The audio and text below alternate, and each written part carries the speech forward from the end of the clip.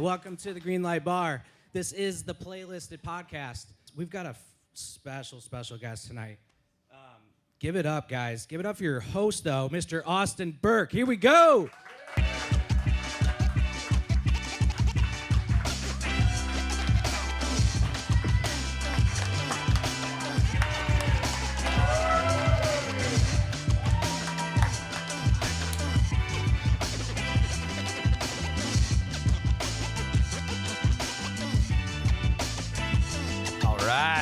How we feeling, Green Light Bar? You guys doing good? Yeah. Welcome to Playlisted. My name is Austin Burke. I got my boy Cody right here. What up? What's up, man? How you doing? Great. Good. Jeez. You last time you were a little disappointed in your intro. I knew you were gonna bring this up. So right why don't away. you tell people really what you do and give them a little insight? He's my new co-host, Dean, who is here, moved to Charlotte. Cody's one of the best drummers in Nashville. He's been on tour with a bunch of people. But say what you really wanted to say. I don't like talking about myself, clearly. Yeah, well, who cares? I'm super glad to be a part of this up at the table. Trying to give as much advice as I can to these folks. But yeah, I moved to Nashville in 2015 to attend Belmont University. Obviously, came here chasing the dream that so many musicians chase, just wanting to, as a drummer, play, tour, record music. I wanted to play in front of as many people as I can. And I've been doing that for 10 years now. Very exciting, but you gave me my first chance, cutting my teeth with Austin out on the road. We've probably seen the country 10 times over. Then graduated Belmont. COVID happened, which was crazy. And then after COVID, ended up joining forces with a country trio named Restless Road. I'm their full-time drummer, and somehow ended up getting into tour management. Did that for a while, was like, I don't know if I learned a ton. Actually still do love that side of the business. But hung that hat up, got back to my roots, and now I'm just drumming. Now getting into a little bit of composing. I'm composing music, specifically trailer music for sync, movies, TV.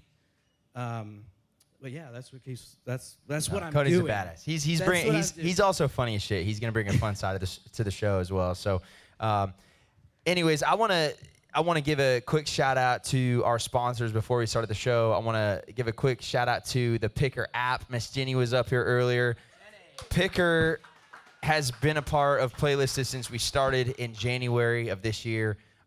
If you're looking to record music, there's a lot of artists in the crowd, a lot of artists that are watching this show. If you want to record music at the highest level, you got to have the best players to do it. Cody is one of those best players. You got to have the best drummer, the best guitar player, the best producer, the best everything. If you want freaking xylophone, we can find you a xylophone player. But Picker is basically fantasy football for musicians. You can pick your team, pick who you want, pick the studio. They got Blackbird Studios, a part of their team now. But it's really important for artists and for anybody trying to record music because, unfortunately, nobody likes to talk about it. There's a dark side to Nashville, and they try to rob people that don't know what's going on.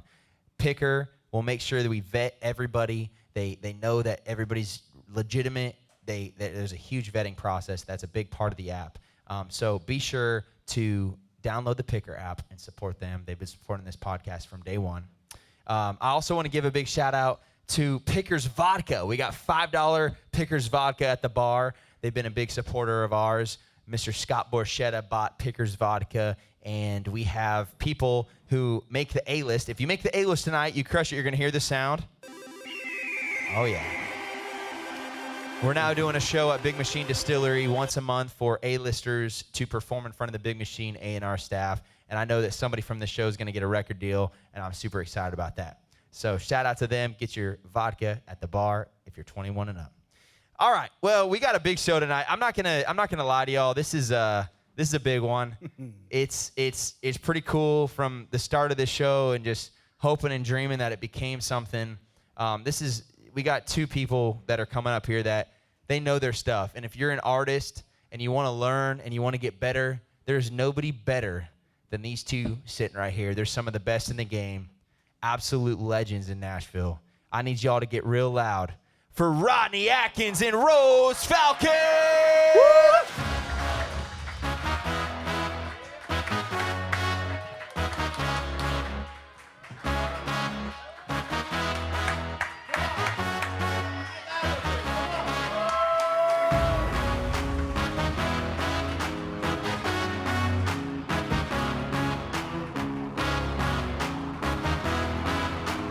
Yeah, baby. What's going on? How we doing? Great. Welcome awesome. to Playlisted. Yeah, man. Thank you so much for coming. We appreciate it. This is it's an honor to have you guys. It's the whole purpose of this show. I'm gonna explain it to you and explain it to the people in the crowd that might not know what's going on. Basically, we have 5 artists tonight. They're gonna come up on stage. They're gonna sing a song. They're gonna hope to God that the crowd likes it first and foremost, and then we're gonna give them our honest feedback. I know that I've been in town for over 10 years. Y'all have been in town for how many years have you been here? Oh my goodness. Probably Together? 30 years. I don't know. 30, probably both of us. Yeah.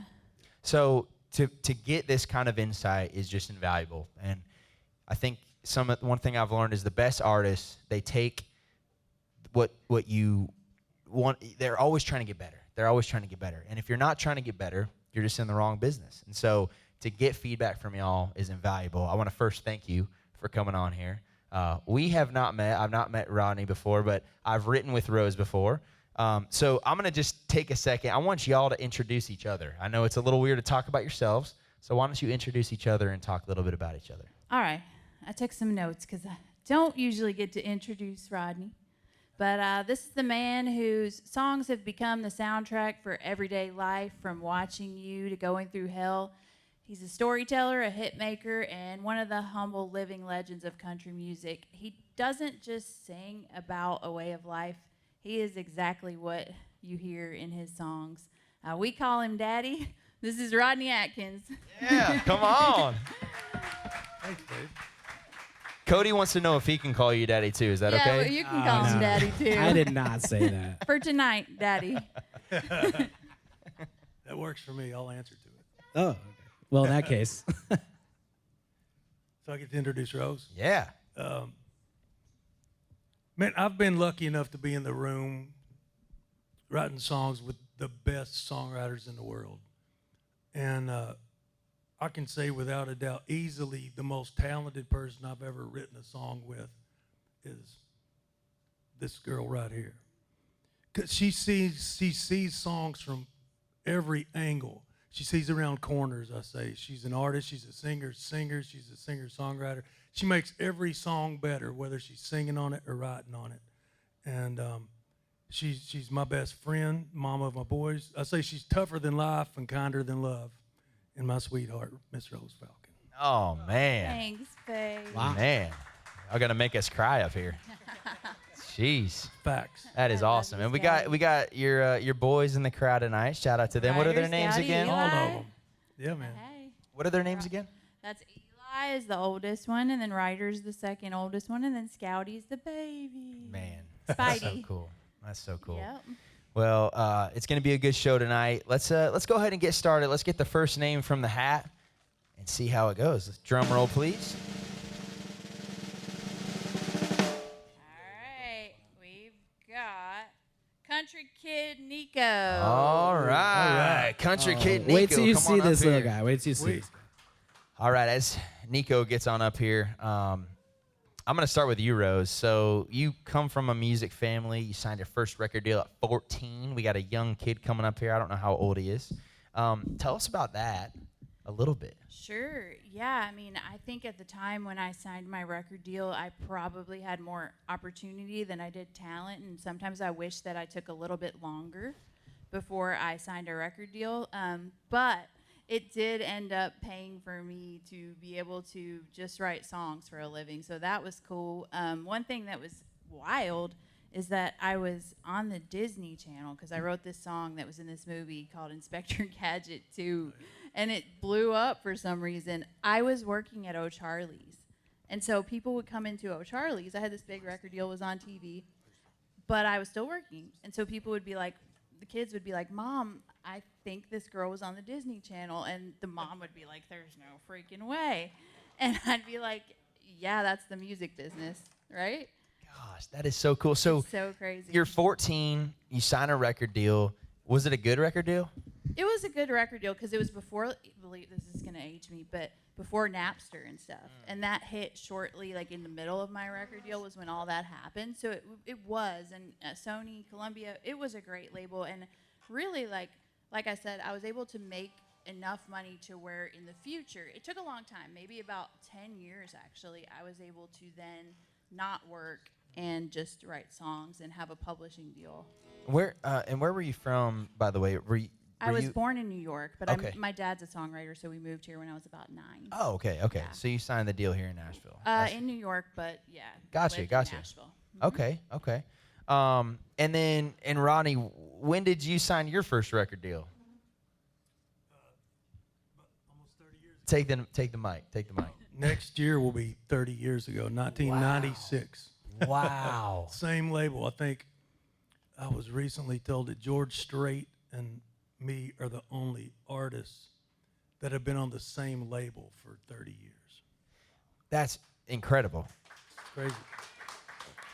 All right, so this wasn't one of the questions I had, but obviously that takes a bit of loyalty from both sides. Can you maybe explain a little bit? Because there's a lot of artists out here that want to sign a record deal. That's like the dream, right? For sure. So it takes, what people don't understand is it takes a little bit of give and take from both sides. So maybe explain some of the loyalty and give and take from your side and from the label side that's allowed you to be there for 30 years. It does, and just like what you're doing here. So I signed my record deal. I didn't have a #1 song until 10 years later. Wow. And the deal with most labels is if you put a song out, throw it, see if it sticks, great, they'll stay with you. If not, they move on to the next artist. And like what you're doing here, I fortunately had a mentor when after I was at the label for about 3 years, named Phil Gernhardt. And what Phil did, which is what we're doing here, it's understanding when somebody sings and you criticize them or you give them constructive criticism. With him, he was somebody that would hit me between the eyes with the truth because we're all in agreement. I want the best to happen to you. That's what I want. So when you tell somebody the truth, and he did with me, and he beat my brains out. I mean, I would work on vocals for weeks, send it to him, and he'd say, why did you send this? This is obviously a scratch vocal. It's not ready to be heard. But you want to hear the tracks? Why did you send this? But it was like that for several years. And then at the end of that boot camp I went through with him, I knew the songs I wanted to sing, what would separate me from sounding like everybody else. Because I went in a different path than other people. But that honesty and commitment from that label definitely helped me define myself before I ever put a song out. Wow. 10 years before your first #1. That doesn't happen anymore. Sure. I would equate that to like the Green Bay Packers, what they do with their quarterbacks. I'm not a Green Bay Packers fan, but you have to cultivate a culture. You have to allow these people to thrive. And I feel like right now they're throwing a lot of stuff at the wall and seeing what sticks, and they're not giving enough time for things to grow. And that's unfortunately where I feel like there's just a problem with the system. And so I hope we get back to that one day where you allow artists to grow, you allow them to develop, and keyword develop, It's just there's no development anymore. So you have to separate yourself from everything else. There's already Morgan Wallen. There's already Keith Urban. You have to be different. First, best, or different. At this level, you have to be. I love it. Well, I hope Mr. Nico's a little different. We got Country Kid Nico. It's awesome. Give it up for him. Sure. All right. And he is singing his song, Just go. Liberty, Love, and Prayers. Give it up for Country Kid Nico. So this song is dedicated to our veterans and active military, and we don't know what the soldiers gone through, because only the brave know, because they put brave in home brave. So thank you for your service.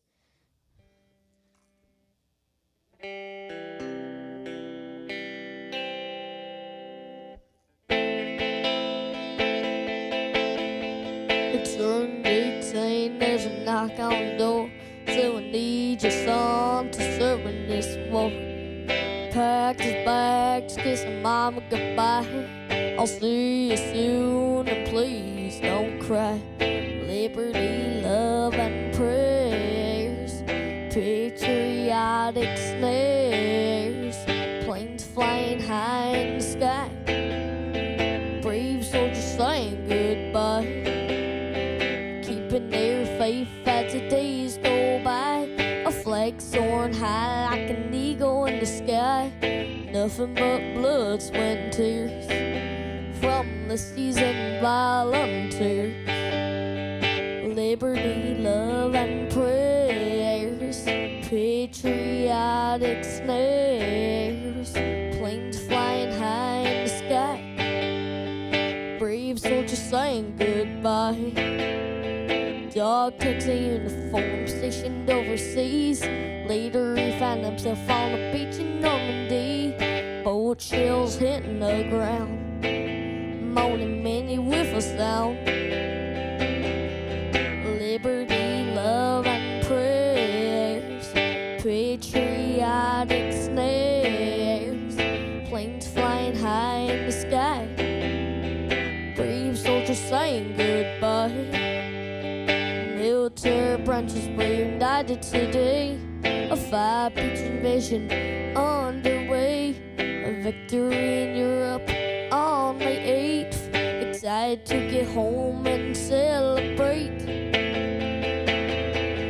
Liberty, love, and prayers, patriotic flares, planes flying home in the sky.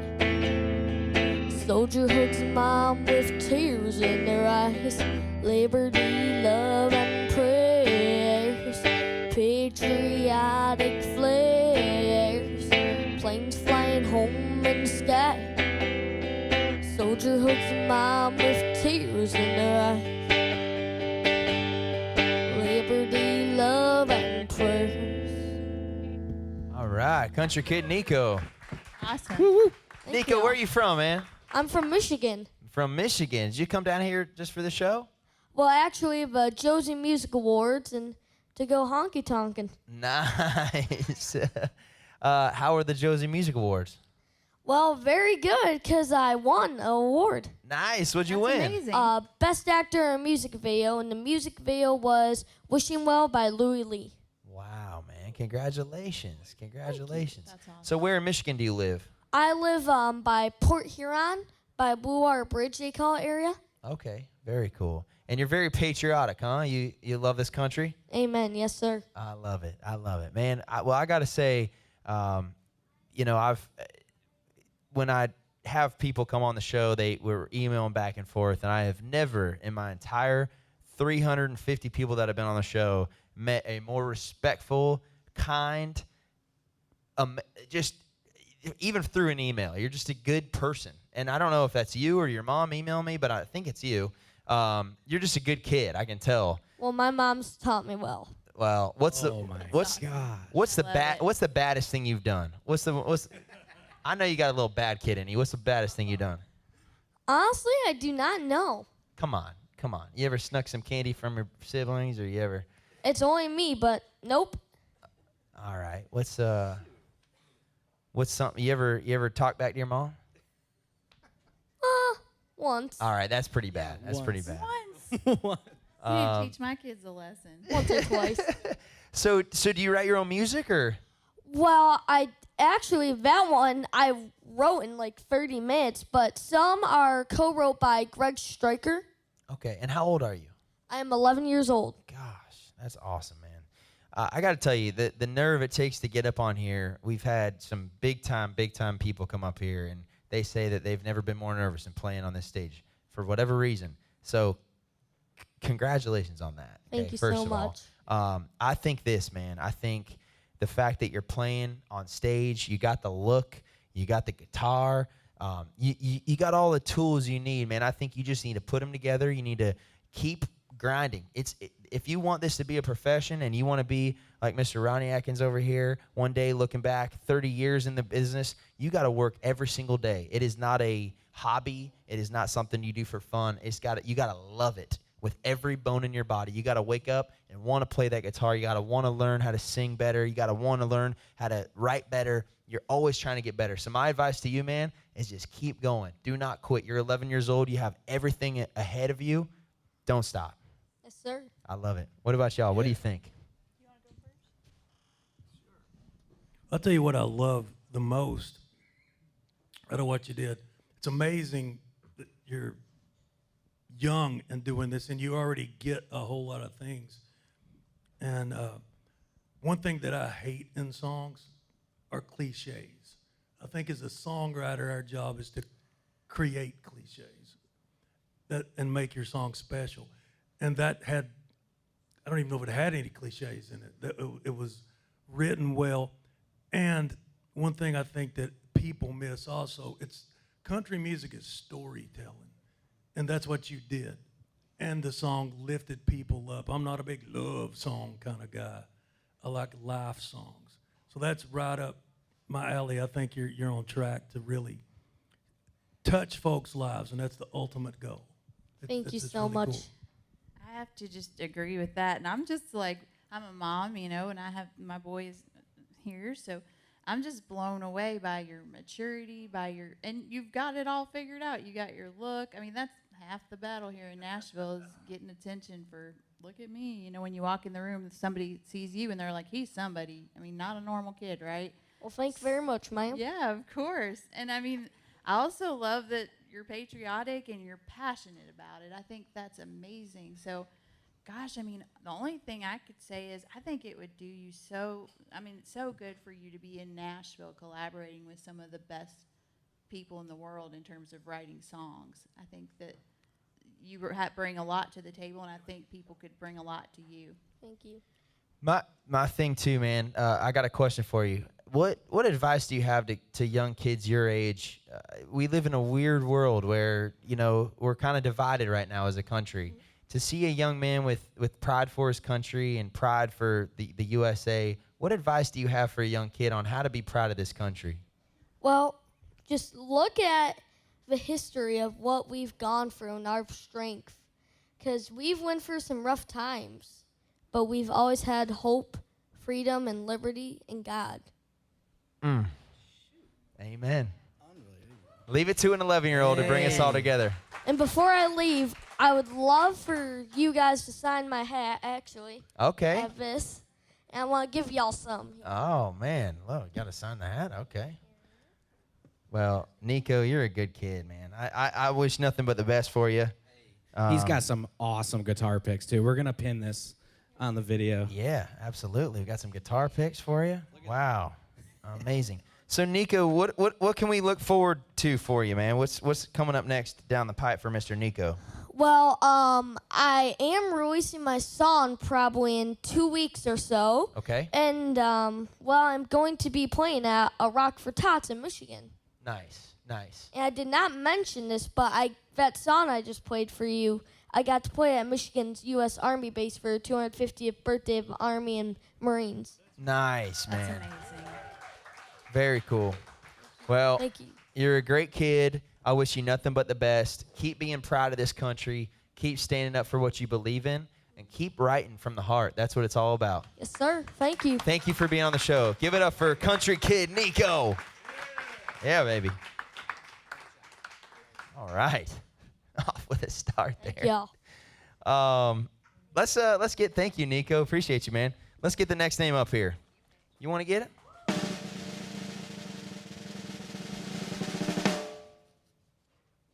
Mark Taylor. Mark Taylor, come on up here. Do you think that young artists today, and this is a question for both of y'all, but do you think that artists are too focused on virality on social media over longevity? Do you think that that's a problem? I mean, I have an opinion on this because I kind of run Rod's socials and mine, and I'm pretty deep in it. I mean, ultimately, yes. Like, do I wish that things weren't the way that they are and that we didn't have to make TikToks to be artists, absolutely. But now that we're here, I don't really appreciate it when I'm in the room with an artist who's unwilling to do it, because I think it's so necessary now. And it's just kind of the nature of the beast. So, like, Rodney and I do it, and we have fun, and we just make it, who is Rodney Atkins? What is true to him on TikTok? And we find it's funny, right? Like, Yeah, he hated it at first, but now he kind of enjoys it. How do you do that? Because I think that's one thing a lot of artists struggle with is like, all right, I hate it because I'm uncomfortable with it. It's a first reaction. It's like, I hate it. Right. I'm there. I get it. But, and especially for you, Ronnie, like, you've been in this business for a long time, to see it change this much. It's got to be hard to have to, like, do TikToks and all this weird stuff. But how do you figure out what makes it fun? What makes it unique? What makes it you? It was hard when I fought against it or tried to be. Again, it's that thing where you see other people doing things to go viral or whatever, and you try to do that to go viral, following trends. It's just, that doesn't work. I think you have to be authentic. And once Rose and I started doing my socials, and she just said, you just be you. Let's just do you. And that changed it for me. And then that's when you get engagement and people start leaving, comments, and it becomes fun then, and it's an amazing opportunity. Because again, I go back to when I was trying to break. Right now, we can go do a video and potentially hit 10 million people, 1 million people, 1,000 people. And starting out, I had to get in a car or a plane and fly to play in front of 20 people over and over and over. So to me, it's kind of a godsend that you can do something that quick. That's a good perspective. I love that perspective, because I think a lot of people have a negative connotation with social media and they want to be against it.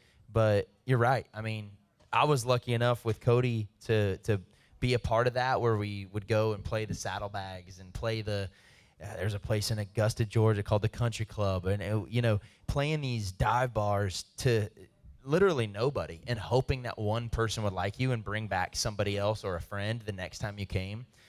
That's how you built it. And so now being a part of this culture and seeing that you're right, you can post something and it can change your life the next day. Absolutely. And I will say, but that part of it, the going out and playing, cutting your teeth, learning the craft in front of 20 people at a time or 30 people, and doing it over and over and over, that is missing now. There's so many times that we'll see a new artist do a TikTok or something, and we go, that's great. And Rose will say, yeah, I just wrote with these people.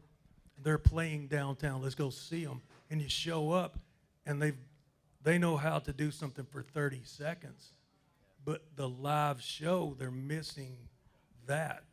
You got to do that, too. It takes it all to really hone your craft. It does. No, it's all of it together. You're right. And I think failing too, one thing nobody talks about, playing for those 20 people is some of the best times of my life. 100%. It's some of the best times. I know you played for thousands of people, but sometimes going back to when there's 20 people in the crowd, it's some of the best times ever with the band and finding your sound, finding who you are. So that's awesome. Well, let's give it up for Mr. Mark Taylor. What's up? And check 1 2. Hey, Mark, you're singing your song "Take Me Next." that's Give it right. up. Here we go.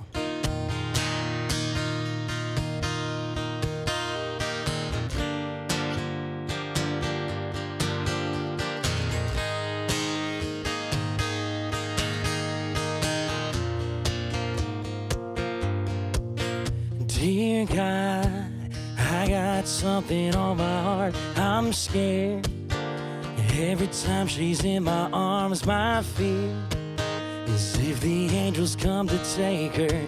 No, I couldn't take her, leaving me here. I pray that I never see the day she's gone. I've been lost in yesterday, no way that I could keep on breathing. It'd be too hard to go on, 'cause I can't live a love without her. every minute, every hour. Oh, the longer we're together, we get closer to forever. If I had to go all alone, I'd be a mess. So God, if she goes first, take me next. I swear that I can see the years roll by. Love of my life, Lord, I just wanna hold her, keep us growing older, and love her till I die. 'Cause I can't live a love without her. Every minute, every hour. Oh, the longer we're together, we get closer to forever. If I had to go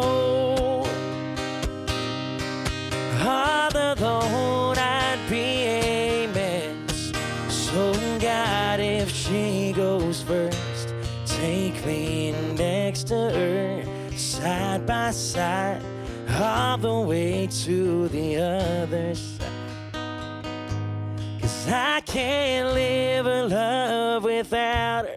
Every minute, every hour. Oh, the longer we're together, we get closer to forever. If I had to go all alone, I'd be a mess. So God, if she goes first. So God, if she goes first.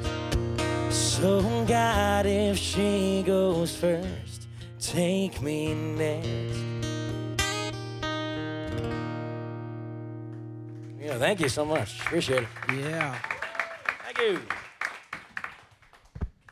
Mark Taylor. Where are you from, man?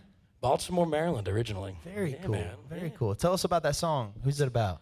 I'm getting married here in a couple weeks. Congratulations. Thank you. Couple I appreciate weeks. it. Couple weeks. Getting Oh, married. man. You got 2 weeks to back out. I know, right? I know. That's what I keep saying. But I wrote that chorus. I was trying to write vows for her, and I wrote that chorus, and I had Stephanie Smith and Brian Mayer the next morning and took that chorus in there, and we finished it up, and I like it a lot. I'm going to try to sing it at the wedding. We'll see what happens.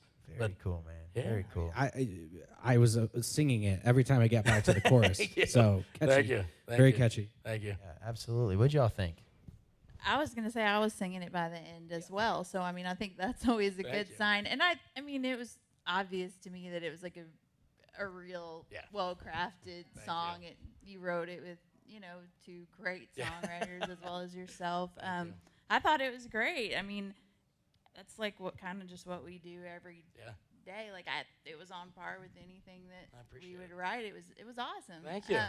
And I love that there's a deep story behind it, and that makes me love it even more. So I don't have any criticism. I mean, I can't criticize that. That's great. I appreciate it. Thank you. But the Yeah, man. wait, I do want to say this. The Go. chords were really cool too. They were unexpected. Thank you. It was like unexpected melody in the chorus, so I appreciated that. I appreciate it. Yeah, that was what I was going to say is your melody's really good. It's got great chord progression, goes somewhere. And again, anytime when I hear a cliche in a song, it cringes me out. And it wasn't there. You actually took time to write lyrics, tell a story that took you somewhere. I caught myself inside the song. That's exactly what has to happen. I think it's great. I appreciate it. Thank you. Yeah, absolutely, man. It's a good song. And so, what's your future? Your fiance's name? Sophie. Sophie. We're getting married here and coming off the road for a couple weeks for the honeymoon and the wedding and all that good stuff. So it'll Nice, be good. man. Nice. That's awesome. And you're a 4 handicap golfer. Yeah, try to be. Jeez. Try to be. And you own a whiskey company on I do. top of things. I do. Steel String Signature Bourbon. Tell us a right. little bit about that. Yeah, it's cool. So I'm out on the road. We're kind of everybody's $200 opener right now. So they send me out all over the country. And we were playing some of these shows, and this company approached me and said, man, do you want your own bourbon? And I was like, you're full of crap. There's no way that's a real thing. And they were like, no, it is. And they got in touch with my people, and they were like, sure as hell, it was a real thing. And we've been doing it now. Total Wine's been a great partner for us, and we're in a bunch of stores and hotels and mom and pop shops everywhere around the country. So it's been really cool, and we do shows, and they carry it at the shows, so it's kind of cool to see it at the bar and whatnot. So it's fun. That's awesome. Yeah. What are the notes? Give us the quick pitch on the Man, bourbon. it's got a couple notes of cherry in there. There's a little bit of honey at the end of it, so it's a nice bourbon. Nice, You'd like it. nice. I love it. Well, what's something that obviously you're getting married? Yeah, man. Maybe actually, I'm gonna ask the married couple. What's some advice Come you on, have here we go. for this young man who's about to get married? What do you guys have to say about better that? than He's Googling it on his phone Surely right you now. have That's some Do marriage we advice. Do we need a drum roll for this? You've done it twice. Yeah, it's funny. Okay, that's a little dig right there. It was a little big. I'm not. That's uncalled for. I'm sorry. I thought it was I mean, my best advice, and it's for myself, is I said I would never say or do anything to intentionally hurt Rose. Even no matter what she says to me, she can come at me, as women can do. But I will never say or do anything that might possibly hurt her. And man, it's just the deal we made is to always fall together and not apart. Just every chance you get, and it makes you stronger. Just over and over, the more you do it, the better it gets. Yeah, love it. That's awesome, man. Just you got all the things to look forward to. You seem like a cool dude, and man. you know, just take it in, man. It's a great song, great song. You made the A-list. We'll start your marriage off with that. Thank you. Appreciate it. Absolutely, Thank you. absolutely.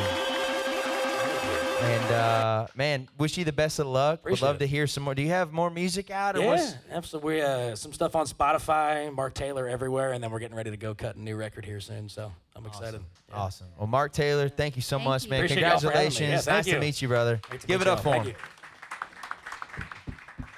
you.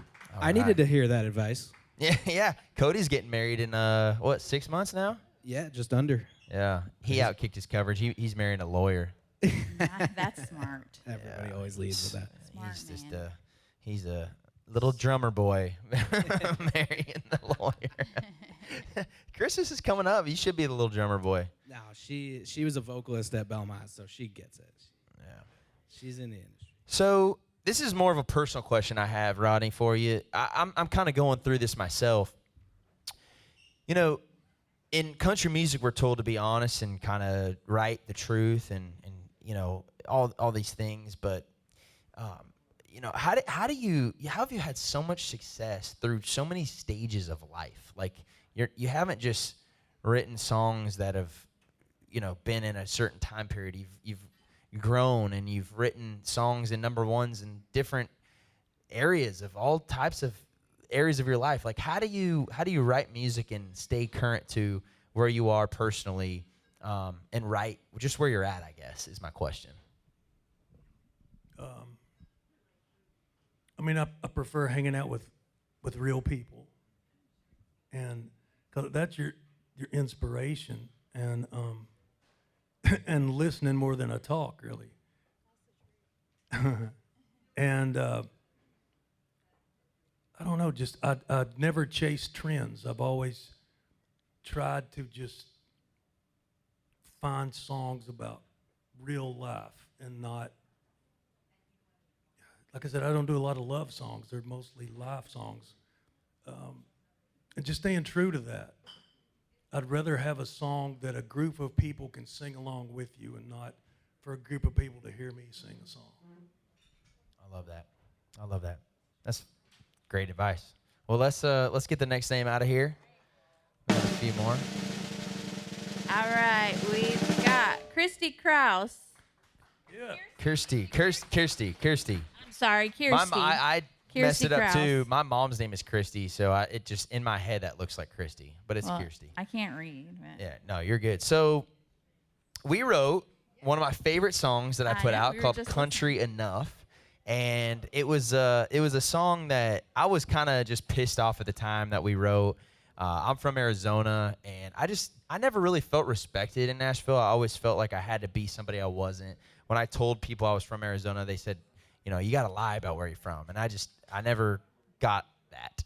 And so when we were in the room, it was more of a kind of an FU song. It was like, Right. hey, I'm country enough. It was like proving that, you know, my country, I guess. But I guess my question for you is, you know, you've obviously been on the artist side, you've been on the songwriter side. What do you bring into the writer room? I know what you bring, but I want you to tell everybody what you bring from seeing both sides of the aisle. Yeah, I think like this probably the most unique thing I bring is that I have been on the artist side of it, so I know that an artist usually, if it's someone like you, like that's what I loved about you is that you knew exactly what you wanted to say, right? You know who you are. That makes my job easy because I follow your lead and help you say what you want to say. I mean, it's hard when you get in the room with somebody who doesn't know who they are. And in that case, I have a phone full of ideas. And I think just artists don't like to be written at when they know who they are. They want to be written with. And I always respect the artist and what they want to say and what their preferences are, because a lot of times in the room I do see people kind of plowing over artists and just, who cares what you want to say? If Rodney cuts the song, he's going to have to sing it who knows how many, hopefully thousands of times, right, if it's a hit. So we want Rodney to love it. And so I think that that's the best thing that I bring to the room. But I'm kind of a chameleon. Like, every day is different, and I love that because I live for something new every day. And it's like gambling. You never know what you're going to get, It is. And I'm a year sober from gambling, so. Not really. If you're still I'm still writing songs. That's true. So, and you guys write together, correct? So tell us a little bit about that. How does that? Do you guys ever get mad at each other in the writer's room? No, but it did take us years to even be able to like write a song together, and we still don't really write alone. We always have other people in the room, but he used to write slow, and I always thought, if something didn't come fast, that it wasn't good. And now I've learned that that's not the truth, you know, that you can work on a song for 3 sessions and it still turn out to be, well, sometimes some of the best songs I've written have been with Rodney because he's just such a deep thinker.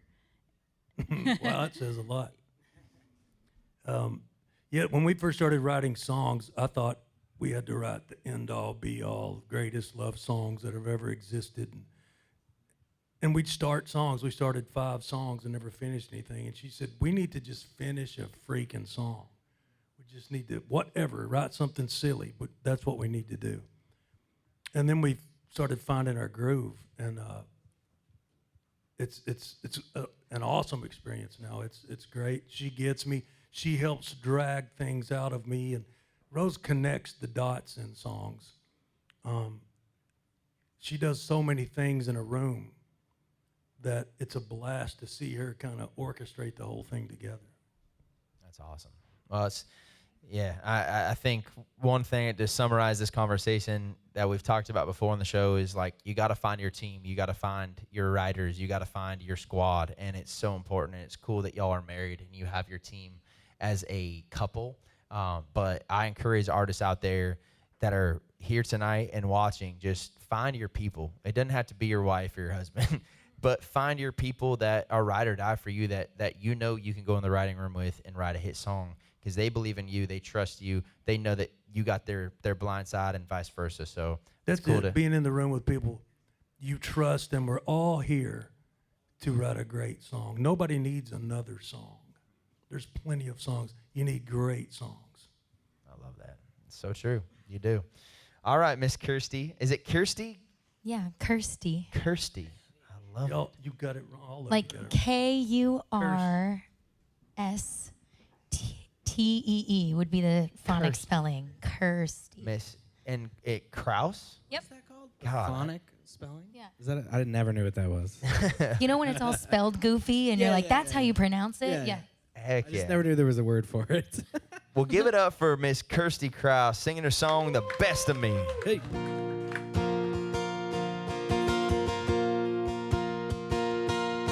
I'm married to a song and a guitar and a black top bleeding somewhere. Ain't ready for a settle down, and I know for you that ain't fair. Gotta finish what I started, chasing this old crazy dream. Baby, that's a win. You can't abandon me. But for now, I'm singing on a stage somewhere in a no-name little town. It ain't like I ain't missing you. I ain't slowing down. When I finally get to where I know I'm supposed to be, baby, that's the way. You can't abandon me, abandon me.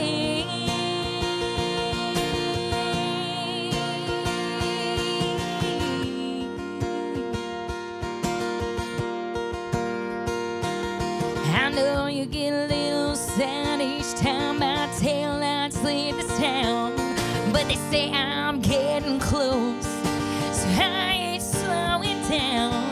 When I finally get to where I know I'm supposed to be, baby, that's the way. You can't abandon me. But for now, I'm singing on a stage somewhere in a no-name little town. It ain't like I ain't missing you. I ain't slowing down. When I finally get to where I know I'm supposed to be, baby, that's the way. You can't abandon me, abandon me.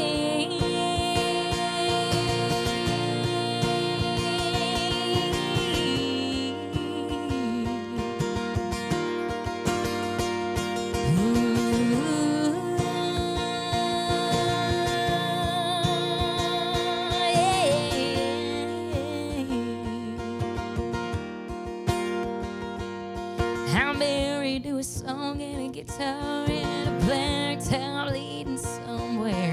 Ain't ready for a settle down, and I know for you that ain't fair. But you'll see, yeah, you'll see.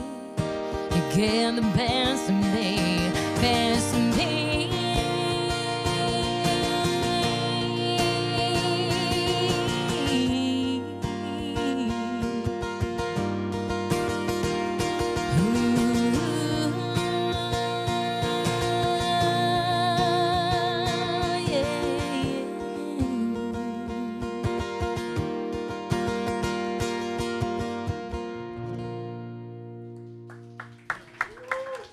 It's Kirsty Krause, everybody. Tell us about that song. Well, I'm what you call a road dog, and I leave town a lot. So obviously, dating sometimes is a little challenging, and you really gotta find someone that's willing to understand that this is a love, and I'm gonna put a lot of energy to it. And sometimes they take the back burner, and not that I don't want to be good to them. They have to understand. For sure. What's where are you from, by the way? So I was born in Florida, but raised in Wisconsin.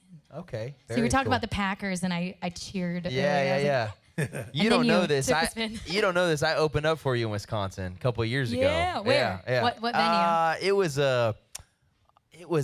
an amphitheater. It was a All lot of right. people. I want to say it was Summerfest? somewhere in between Madison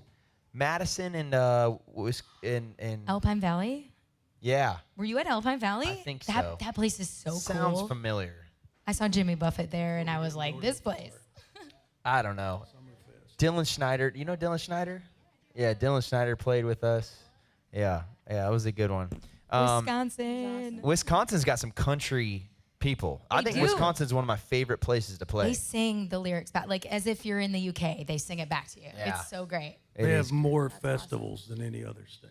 They do, like 6 major It's awesome. festivals, and then that's not even including the fairs. What's the big? It's just called Country Fest, right? Up in. Yep. That is one. I haven't played that one yet. I played them all except for like Country Fest and Country Thunder. Oh, maybe it they're- was Country Thunder. Country Wisconsin, Thunder's that hard. I've done a couple. That's hard to get in. Yeah. Oh, it's big time. So, are you dating anybody at the moment? Yeah, I'm dating another musician. Nice. I've been told, don't date musicians, but it's really hard for me to not. What's his name? Oh. That's too personal. You Is might it clip new? that Is it out. new? Is it new? New? Like a year and a half. Oh, that's not too new. But I'm like private. private. That's yeah, fair. all my Okay. social media is just Oh, he's not on there? Okay, so Well, you were so- gonna make the A list, but All right, so one artist him? to another. I'm gonna ask you again. What's some artist relationship advice you can give? This is just a therapy session. This is all this. I don't know. We both are not some artists. When you say that, they take up a lot of room in a room. You know what I mean? We don't do that. We're both very, I don't know, with very similar personalities. The music side is great. We just encourage each other and know we want the best for each other. I don't know what it would be like to date that big ego kind of Yeah. artist. Would be brutal, I would think. those go bad. Those go south. I've learned. That's think the so. truth. When you walk through that door, man, that star goes out the window. That's true.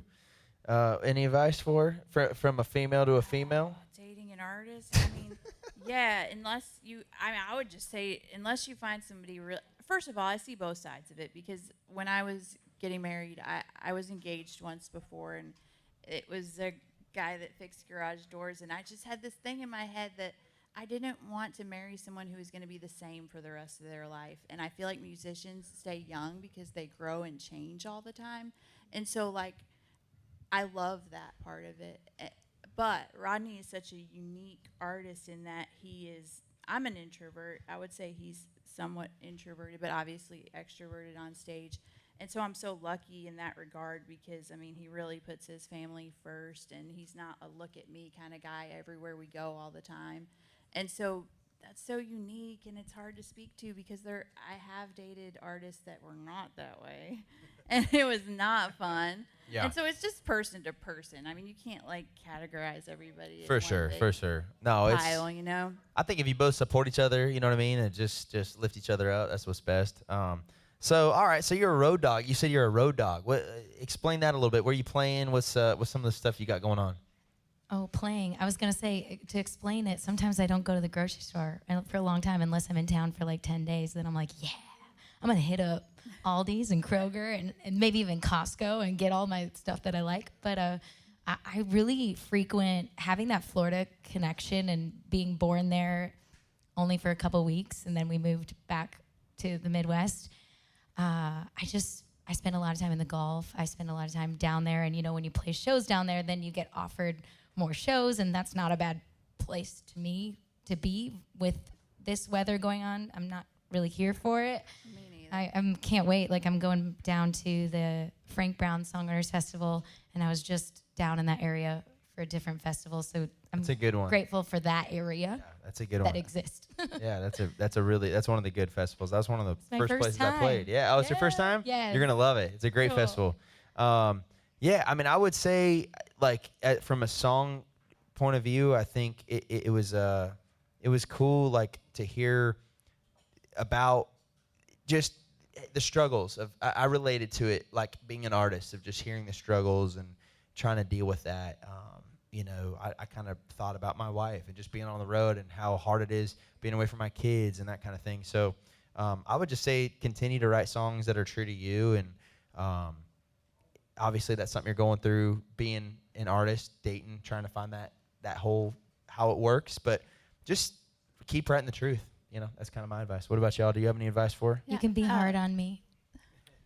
Did you write it yourself or with a collaborator? It was co-writers. Cool. If you know Jim Parker and Billy Droz, I don't know them. out but on the porch at his house, and I was just Yeah. had this going in my head spinning, and I was like, it's really an honest, kind of sad almost song. That's cool. You know what I think is really cool about it is that, to me, it sounded like a solo write, which I think is hard to do when you're with That's what I was gonna co-writers. And I think it was so honest and so true to you that I love that, because, I mean, that's what I'm going for. Even when I'm co-writing, I want it to sound like one voice, you know, and be consistent and sound like truth. And I'm obsessed with truth. And so I love that your story is it's your story. You know, your song is your story, and I can't complain about that. I mean, I'm here for it.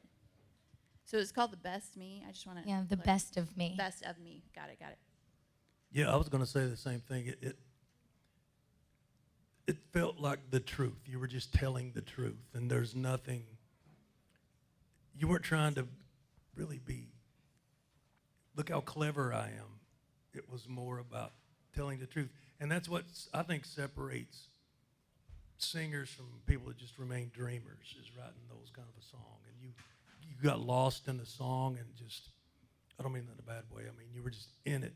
And that takes a lot, man. That's so cool. In this situation, in one song to do that, it's impressive. I appreciate that. Thank Yeah. you.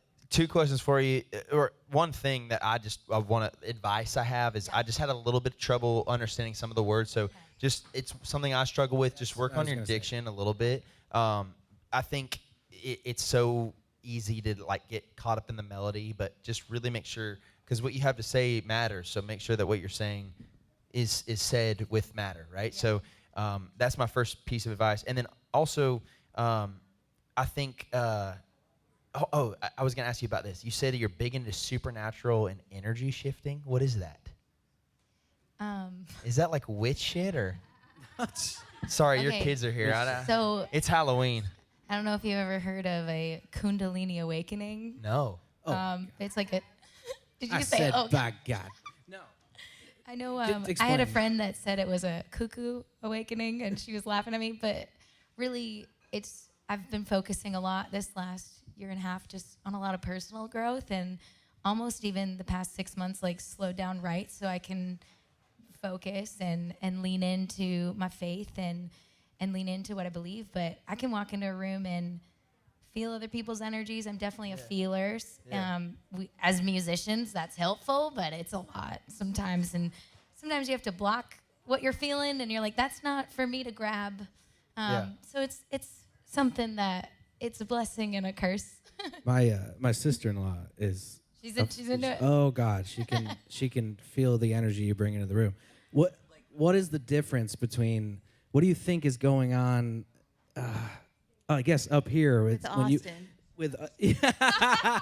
with somebody who is just not picking up on that kind of thing. Do you feel like someone who walks in and can feel an energy coming from someone, and then like me, I'm just kind of aloof to it? Yeah, it definitely makes, for someone who is aware, like there's a whole dynamic it's just a whole nother dimension that you can feel as kind of like a sixth sense. Do you think even anybody could tap into it?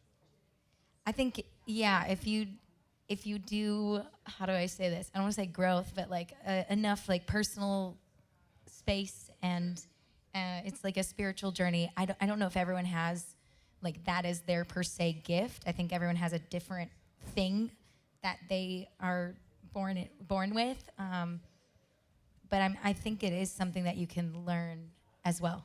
Okay, I have a weird question. I have a weird question. So you're big on energy, right? Yeah. So, Ronnie, you've played for like so many people. Is there ever a time where you're in a crowd and you're just getting a bad vibe from a certain side of the stage, or you're getting like a bad vibe from a certain person? Like, what do you do in that situation? Because I know you're going to come into that problem. You're going to be, if you're super into energy, you're going to see a big crowd and you're going to be like, this chick hates me, and I don't know why. Oh, that's me, not Rodney. Okay, so how do you deal with that then? How do you deal with that? I always diffuse people by telling a joke. Like, I'll come out you and call I'm like, them out? oh my gosh, they all hate me right now. Like, when I come out to sing with Rodney, I'm always thinking that. Like, no, I just come out and say something really ridiculous, and it always, like, diffuses Breaks the it. energy of the crowd. Yeah. Yeah, and then by the end, they're, like, rooting for me because I'm on their team, you know? Yeah. Like, if I ate a funnel cake that day, or, like, no, Who out there's going through a divorce right now or something crazy? I say something, really off the wall. Like, what was that thing about the dog the one time I said we call the dog? Oh, I'll think of it later. But just ridiculous and inappropriate things. Yeah. There's often times when you'll go out and there's a thing that happens, and when you first go on stage, just occasionally, people are just kind of looking at you like you're a monkey in the zoo. They're just kind of taking you in. So there for a first few minutes, you're thinking, I used to, I don't anymore. Man, they hate me. These people do not want to be seeing me. Why are they here? And you get past it. Or there's, if you ever played a casino show, a casino, man, you'll go out and everybody has to sit down. And I didn't know they made them sit down. you're thinking they just don't want to get up. They want to keep it. But then by the end of the show, they let them get up. Then it turns into a real, here we go. But for a while, it used to really mess with my head. That's crazy. I I didn't know that. Yeah, I I had a really awkward casino gig where for some reason this one light was just right on this guy sitting down, and he had his arms crossed like this. Grumpy. That's the worst. I've seen that. And I was like, oh, he was dragged here by somebody. He doesn't want to be here. And so I'm playing, and I just was in my head. Yeah. I'm like, this guy is looking. Every time I wait 10 minutes, look back, he's still staring at me. I'm like, what is this guy's deal? Yeah. But That's you know, crazy. it's often those people I find that like they look weird, but then at the end of the show they'll come up to you and be like, "That was amazing. They loved it that the was the most." best night of my life." Yeah. So like, I try to tell myself not to Not get to caught tune up it in out. it, you know. For that sure. happens more than not. They're just into it. Yeah. They're just into You it, gotta and tell it's hard to yourself that. relate. Yeah. No, that's crazy. Joyce Meyer tells the story about. Have you heard of Joyce Meyer? She's a female preacher. She tells a story about a person sitting in the front row, and she saw him get up in the middle of her speaking, and it really bothered her. She was like, "Why are they leaving in the middle of me speaking?" And she later found out that they had a job where they had to like work a certain shift, but they just loved her so much that if they could only be there for 20 minutes, that they wanted to be there. And so I always try to Totally remember different that, perspective. Yes. Yeah. Wow. That's cool. Well, We rambled. energy But shifting can't teach you that, huh? How? Kirsty, thank you so much for coming Thanks on for here. I having me. appreciate it. It was great. Yeah, I think Thank you. just keep at it, and I'm excited to. I feel like you just mentioned you're like coming into your own, and I feel like this is going to be a big year for you. I feel like you're figuring out like what's happening. Is your social media going good too? Like, are you posting a lot? How's that going? Yeah. Okay, so keep doing that. Keep writing from the heart, and if you're big on energy, stay in this flow that you're in, because I feel like you're in a flow, and Cool. just keep at it. All right. All right, that's my advice Yeah. for you. Thank you. Get up Thank for you. Kirsty Krause, everybody. Come Yeah, on, man. let's go. All right. All right. So how did y'all meet? We were on. Have you heard of the Country Throwdown Tour? No. Okay, it was like called. It used to be called Willie Nelson's Country Throwdown Tour. It was like a Warped Tour for country music. It was a festival tour, and Rodney joined at the end, like the last month of tour. And I woke up one morning and looked out my bus window, and I saw this big, sexy man on the side of a semi. But it was like this picture. It's the only picture he ever took without a hat, and it was raining out. And I was like, "Is that sweat or is it rain?" And I was like, "Who is that?" Anyways. It was Rodney, and we did not talk. I was like, he hates me. I mean, I was friends with everybody on the tour. You know how those big tours are, but Rodney. And then the very last night of tour, we ended up playing cornhole. No, it's not. We actually played cornhole. And, yeah, I don't know. We kind of bonded over books that we had read, like, together, Really? that we both liked. And, like, I had this book on the bus that I was reading, and I put like a note in it, and I knocked on his bus door, and I left this book, and I did not want to see him because I didn't want to like be that person like bothering the artist. But he texted me immediately, and I hadn't even played that out in my head, like that he was Oh, going to you didn't text go me that right far. away. Like I just thought we'd talk So someday. you kind of made the first move then. I guess. I'd say a little I bit. guess so. Kinda. We just talked, but from that moment that we talked, we've been together That's so cool. from that moment. That's so cool. And were you like seeking out somebody? Were you guys? No. You were both just happily single, or what? Yeah. That's crazy. I was definitely not looking. I don't think she was I either. was. Oh, you were? I went on his bus, and what really Oh, freaked she went me through out, a bad breakup a few Yeah. months before that. He So had did a I. parrot on his bus. He said, What? "Want to come on my bus?" And you know, usually that's kind of weird. Rodney, he just had a parrot. You had a parrot? on the bus, a did, yeah. talking parrot. What was the parrot's name? Oh, God. Misty. Misty. Misty. What made you have a parrot on your bus? Because my son and I went to this bird rescue place, and said they were going to put her down because she had been an abused bird, and nobody could touch her. And we went over there, and I stuck my hand out, and she said, step up," and So she was fine with me, and I said, "You're gonna put this bird down?" And they were like, "Yes, we can't let that happen." So we got the bird. Oh my gosh, what a And then- great person, huh? And then Rose got a, what was that thing that you and Eli got? Cockatoo. Golfin's cockatoo. They got another bird. You guys are like, you got Tiger King, we got Bird King It was including up funny, here. man. It was a blast. Unbelievable. What's the craziest thing you've ever heard him say? Or do they well, don't it talked only in my voice because it hated me but loved Rodney, and so it wanted Rodney's attention. And out so of it, disrespect? Yeah, it was so like, it learned to mimic me exactly. No. In Everything. all Rod, these Rod, tiny, intricate ways of her voice. It was wild. giggles, everything, and would only talk in my voice. So And did you hate the bird too if she hated Yeah, you? because she would like literally almost bite your finger off, but she loved Rodney, and that was the only person that could touch her. Really? Well, Eli could. Does an abused parrot have any bad things to say? No, she was sweet in how she talked and the sounds she made. Yeah.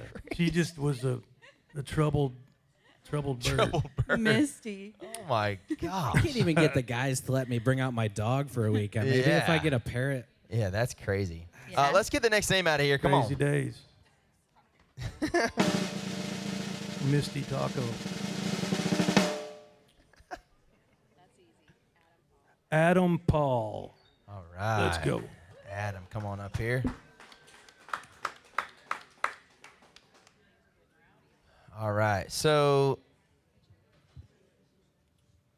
I don't know, you know, I do some research on the internet and I don't know if it's true or not, but the internet said that you were rejected earlier in your career.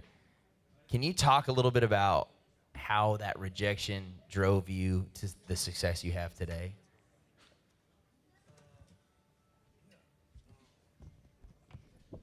Yeah, and it goes back to. I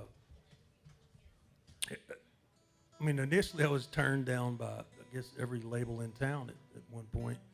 How old were you when you moved here, by the way? How old would I have been? It was 95. How old would I have been? 28, 27, 28. So you moved to Nashville at 28. I think so. Okay. I was driving back and forth. I lived in Cookville, 90 miles or so. I was living Cookville, Baxter, that area, and driving back and forth for several years. Like one of my jobs, I would cut firewood to sell firewood on the side, and would come to Nashville with it and deliver firewood, and then go to Music Row and write songs, go back, cut firewood. Alan Jackson was even a customer of mine back then. But as far as getting rejected, like I said, the guy at the label that would really tell me something didn't work or said, you have to learn how to sing. You don't know how to sing. You've been out playing these bars, and in the studio it's different. So it was kind of a learning process of all the rejection that I went through. But again, it was all building. And rejection is actually fuel, I think. I think it's a good thing. I don't mind it. When you were, just getting at it, I'm sure, did you have a little chip on your shoulder? I just never settled that it wouldn't happen. I just thought if I worked hard enough. I've never thought of myself as a great singer or songwriter or artist or anything. I always say I'm a song mechanic. I'm just if I'll keep working on it, if it's a great idea, you don't quit. Great ideas are hard to find. And if you don't quit, I just believed that something good would happen. And that's the kind of mentality to this day. So my last question, because I'm just so intrigued, because we have a lot of artists come on the show and they're like, oh man, well I'm 28 or I'm 31. And I'm like, man, you're still young. Like you were 28 when you moved here. When did you get your first record deal? So I signed my deal, I think, when I was 28. Okay, so you were. So I moved here when I was 26 or 27. Actually. Gotcha. And then it wasn't until you were about 36 or 38 that you got your first number one. Yeah, I was like 30, 35 when I had a number one. Wow. And I mean, I just hope anybody that's watching puts that in perspective. It's like, it's not a quick fix. You have to put in the work. It's You a have to- 10-year overnight success. Yeah, yeah. And But you want to be here for a while, so you got to take your time to find songs that aren't only relevant right now, but will be relevant 10 years from now. The hits I've had, it's the same response from people now. You know, watching you is as relevant now as it was 20 years ago. Yeah. No, To me, it just means like you loved it. Like you woke up every day and you're like, I get to sing and I get to play. Like 100%. you have to love it, you know? You do. You have to believe in it, that there's a purpose behind it. If it's just for your own, I don't know.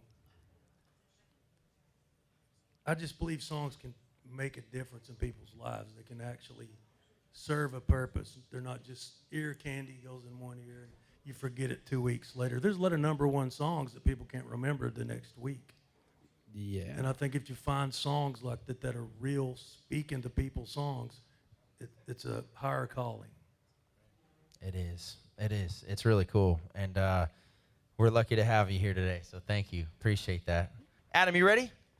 100% ready. All right. Everybody give it up for Adam Paul singing his song, My Divine.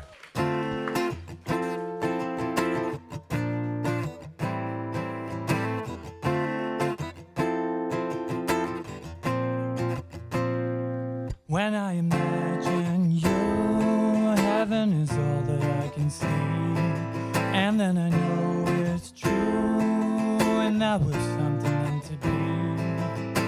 Just give me a minute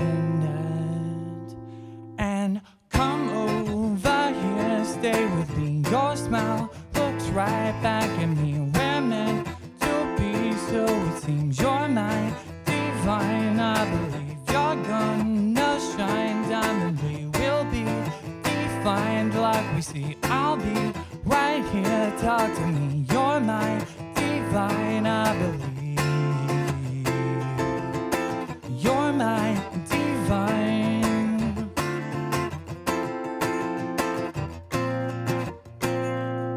Everywhere you go, you turn darkness into light. And then I know it's true, what I feel with you tonight.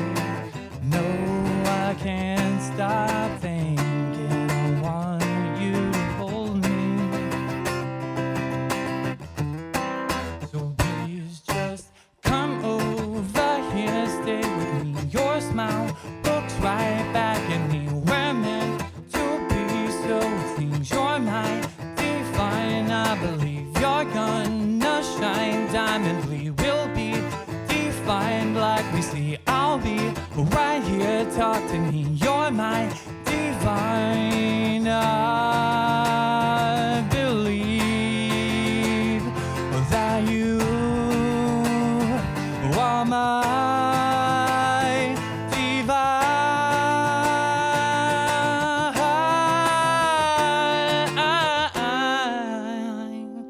So come over here, stay with me. Your smile looks right back at me. We're meant to be, so it seems you're my divine. I believe you're gonna shine diamondly. We'll be defined like we see. I'll be right here, talk to me. You're my divine. I believe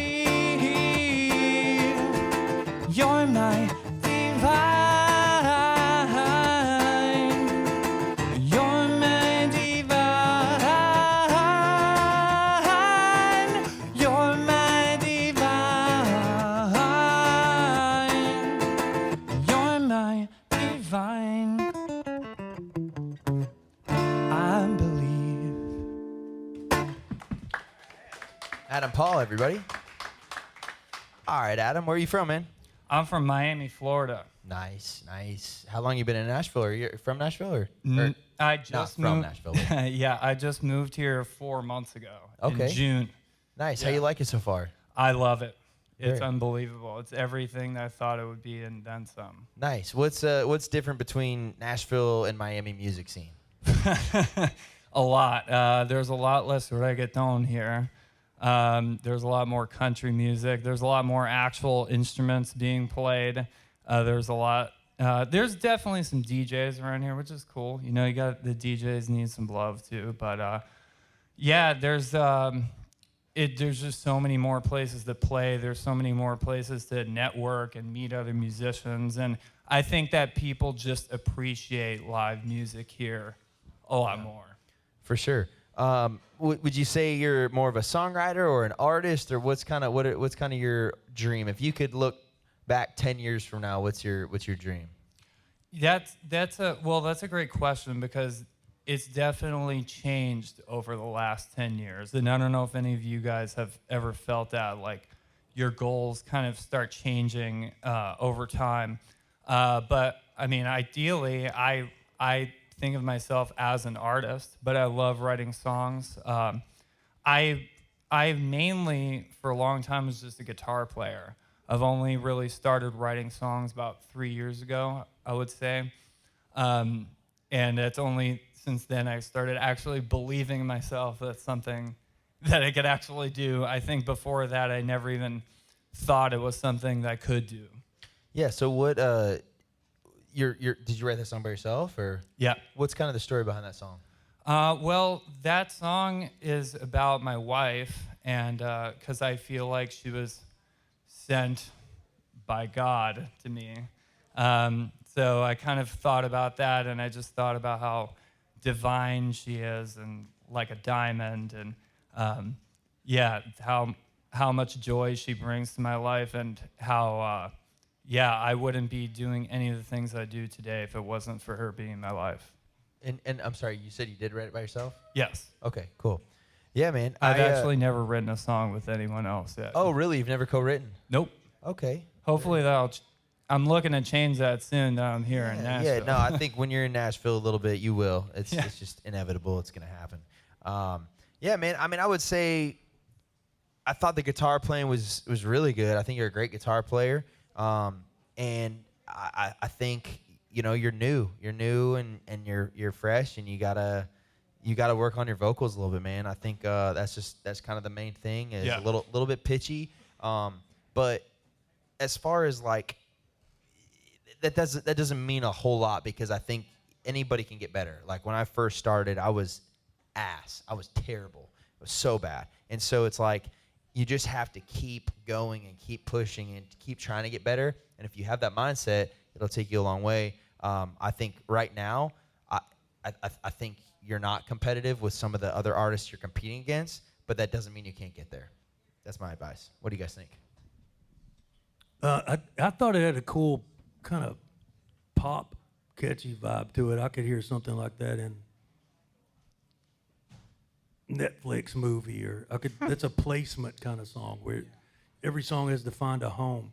It's not necessarily a radio thing, but I think that chasing that angle, and it can separate you for a special kind of song. I mean, I think your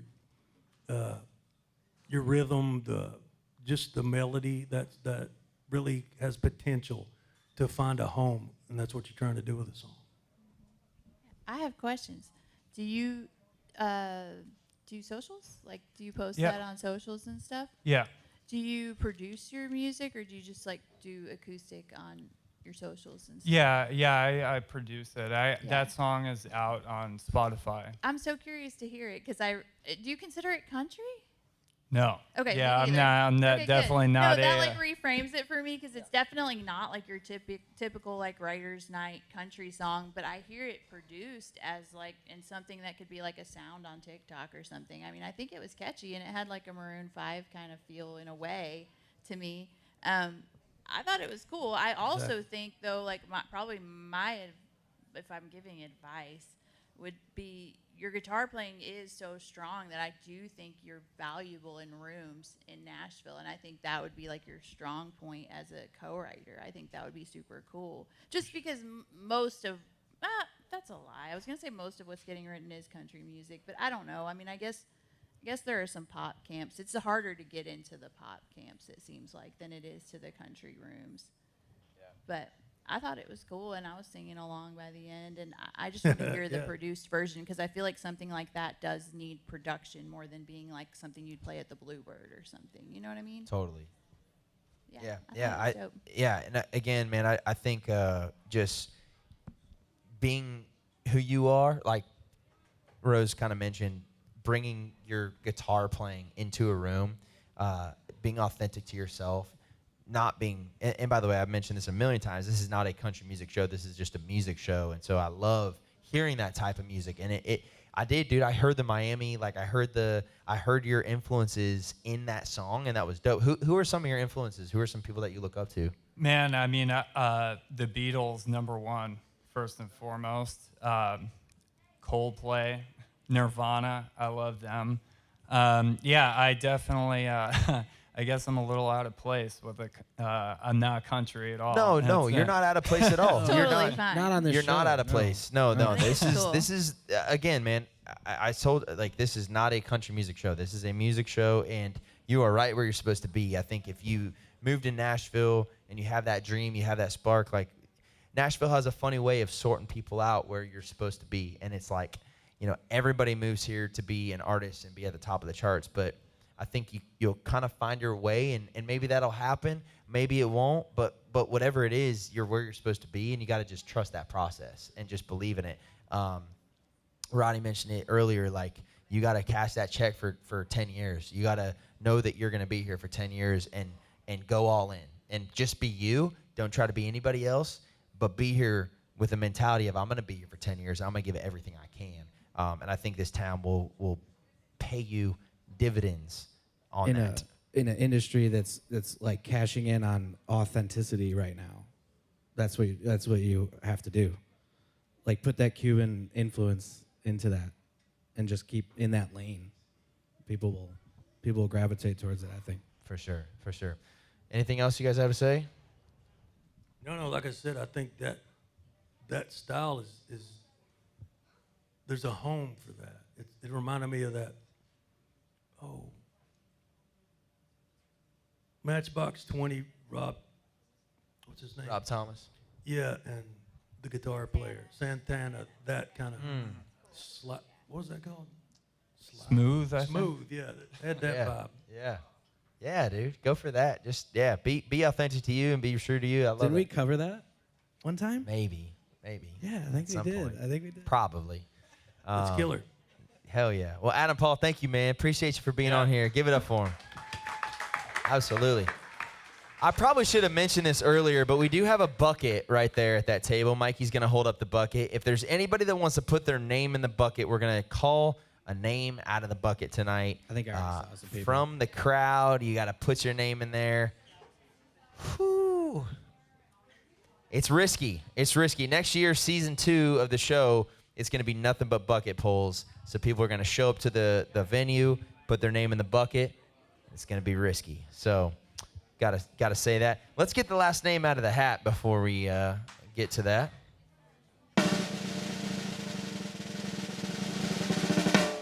Lucas McCown. Lucas McEwen. Come on up here. Let's go. Speaking of kids, I have 2 boys under 2 right now. What are some things that you're teaching your kids that you wish that you were taught? Truthfully, I just have a simple answer to this. I really want them to learn piano because I did not master instruments before I got a record deal, and that is something that every day when I'm in the writing rooms, I wish that I was better at.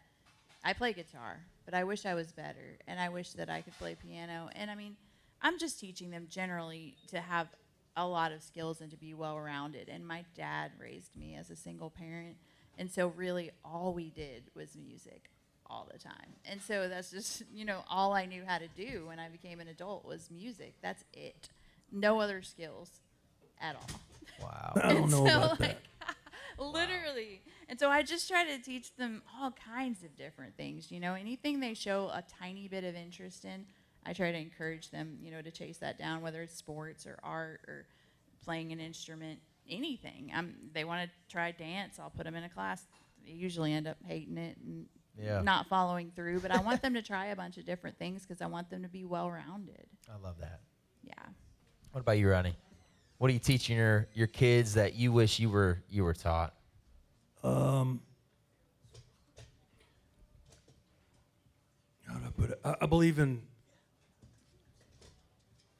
preparing your kids for the road ahead, not trying to prepare the road ahead for your kids, you know, to change things. I want them to be resilient and for them to just learn, like Rose said, learn so many things and find things that they love to do. And what I wish I would have learned. I heard someone say this a while back, that very true. I wish I would have realized it early on. They said, we all have two lives, and the second one begins when you realize you only have one. To just make the most of all the moments of you know, keep first things first. And that's the stuff that matters. I think that we try to drive that home and teach them the simple stuff. To pray before you eat, to be grateful. It's the simple stuff we try to teach them. Wow. Right on. That's awesome. I mean, yeah, give it up. I mean, where did you get this wisdom? I gotta ask, where did you get this wisdom? I don't know. I listen more than I talk, I think. I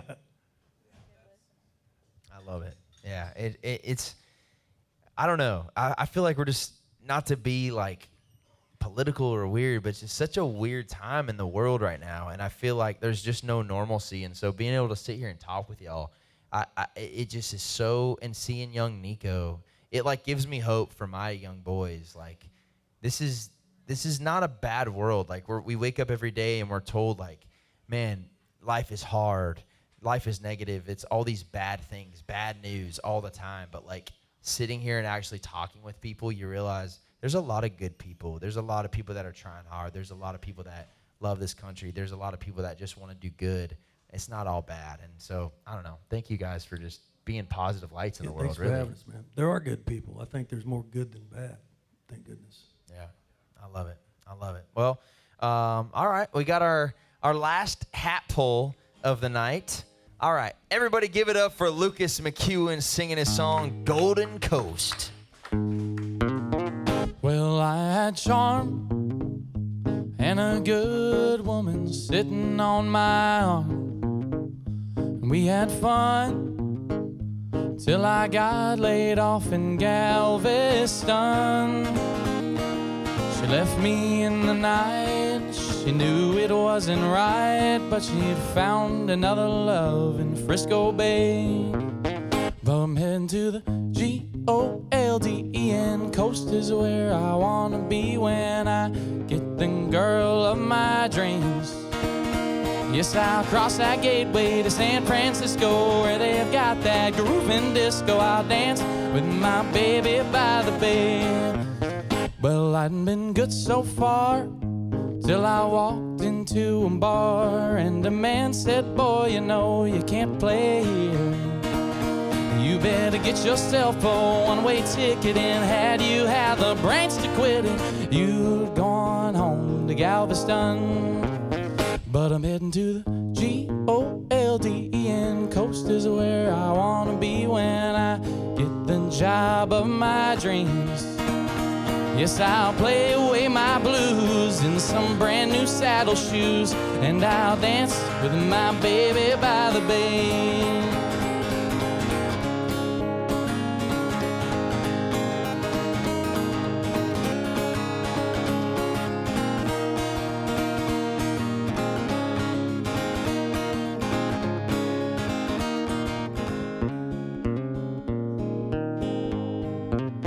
So I'm heading to the Golden coast is where I wanna be when I get the girl of my dreams. Yes, I'll cross that gateway to San Francisco, where they've got that grooving disco. I'll dance with my baby by the bay. Oh, when I cross that gateway to San Francisco, where they've got that grooving disco, I'll I'll be dancing with my baby by the bay. Yes. Come on. Thank you. Where are the dancers? Wow. Bring out the dancers. Wow. Yeah, Lucas, are you from Galveston? Where are you from? No, I've actually only been to Galveston one time. Okay. But I'm from Mississippi, Nice. Oxford, Mississippi. I'm getting like a Bob Dylan meets a Willie Nelson meets like, I mean, you got such a unique and cool vibe about you, brother. Thank you. I was actually Bob Dylan for Halloween. Okay, maybe it's still lingering. The face paint is still on there a little bit. The jacket. It's a Yeah, Bob Dylan actually jacket. I did wear this jacket. Yeah. Tell me, who are some of your influences? Like, Elvis, the Beatles, the Bee Gees, Merle Haggard, a lot of stuff. Yeah. Nico. I heard it. What did you think? I'm curious to what y'all thought about that. No, it's great, man. You get 10 of those and you got a record. I mean, I think it's something that you can set yourself apart. It's different enough. It's your own voice. It's not cliche. It's checks all the boxes for me, man. I think you're very talented. I think you got a real shot at actually having a career. Thank you. I'm going to be honest with you, Lucas. I don't know. We've almost had like 300 people on the show. I don't know if I've seen somebody as unique as you. And I mean that in like the best way. I think that you have a style about you with the leather jacket and the boots. Kirsty actually told me to leave the jacket it's on. A little, it's a little bit of like I'm 11 years older than my little sister. So my little sister's 21. That'll age me. You have like her style, like the guys that she's into.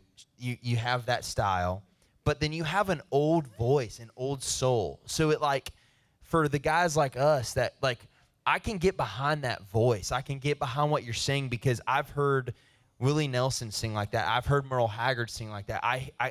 It connects with me, right? And so I don't know.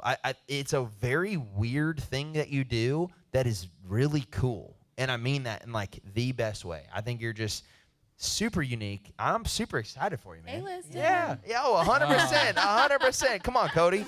I'll Come friend on, you. Cody. Absolutely. A-list. Rodney, anything else, man? I mean, that's a big compliment, by the way, for him to say that he sees an artist career. That means and I believe that. I think the same thing. It's like you have all of it. It's not just a song. It's like you have the whole package. So Well, it's authenticity, I think, when you're saying you're saying a style. That's what you said. I just think you're being authentic. It feels real, and that's everything. To be authentically to you and different is everything. Great songs have to happen, of course, a lot of great songs, but I think you've got the hardest thing that other people are chasing, watching social media, trying to be like that guy and that guy. But I think you're doing your own thing. It's everything. You're legit. You have a real shot at carving out something wonderful, and you can look back on in 30 years. 100%. And I want to tell you specifically what that is, just so you're not like questioning it. When you went to that part and your voice was like that little thing, that was really cool. I loved it was the swing beat in your music. It was a little bit like, I have a lot of art, no offense, but there's a lot of artists that come on here and they're trying to be Morgan Wallen and they're trying to be Zach Bryan. Like you said, they're chasing what is cool right now. Like what you're doing is not cool right now. It's you right now. And that's so cool to me to see, because I feel like you have potential to make the next wave of country. And I think it is that. I think it's a little funk. It's a little, it's going back to the classics. I heard all of my favorite classic country singers in that song, but it was so fresh. And I don't know, I'm from the West Coast, so like hearing that was really cool. I I don't know, man. What do you think, Cody? You were grooving. I like what you're saying. Like, look at the reaction that we're having from you singing like that and singing that song. I dug it. I thought it was really cool. And not a lot of people pull off the, all right, let's go to cut time and start slow shuffle that. So that was sick. So are all your songs like sick. this, or are they different? Oh, man. I feel like a lot of them are different. That's what yeah, well, you were saying he did the cool thing with his voice. I think you're just owning the song. And it could be something completely different on another song. That's awesome. Wait, so you have a farm named after your band. Do you live here, though? My band and I just moved here over the summer. Actually, wherever Adam went, we moved here in June too. But yeah. Should we have him on the? Awesome. Should we have the? Is it like a full band or a trio? Well, it's or a full band. Yep. Well, I don't know if What's we could the band's do name? We could do a cajon. The band is called Thistle Ridge Band. It's named after my farm in Mississippi. Yeah. That's awesome. Wow. Well, yeah, let's have the band. I wanna back. hear guys you wanna- all Yeah, let's sing. bring the band back. Oh Let's my bring 'em gosh, on. they're Yeah, let's loving do this it. right now. You Let's do fit it. right here. Oh yeah, we can fit right here. Yeah, we'll have you back. I want to hear more stuff. But I'm excited for you, man. You're 22 years old. Just keep doing that thing that you just did. And I think bring a little bit of, I guess my biggest advice too is like bring some bigger topics into your music. Like, you know, Rodney mentioned it earlier, singing about things that can transcend through time. You know, topics that are life songs, not just moment songs. So bring some life songs and sing about where you're at, man. I'm not talking about, you know, being old and married and whatever, like me. Like, sing about where you're at, dating and being 22 and young and drinking, going to the bar for the first time and trying, you know, all those things you're feeling right where you're at. And that will transcend because those are the most timeless songs. And so that's my biggest advice for you. So give it up, man. Luke. Hell yeah. Count, baby. Thank you guys. Awesome job. We'll have you back for sure. Let me know when you want to come That was back. and awesome. We'll make it happen. All right. Do we have anybody else in the crowd that wants to put their name in the bucket? We got the bucket right here. It's your last chance to put your name in the bucket. This is our last performer of the night. We got the bucket. Let's do it. Come on.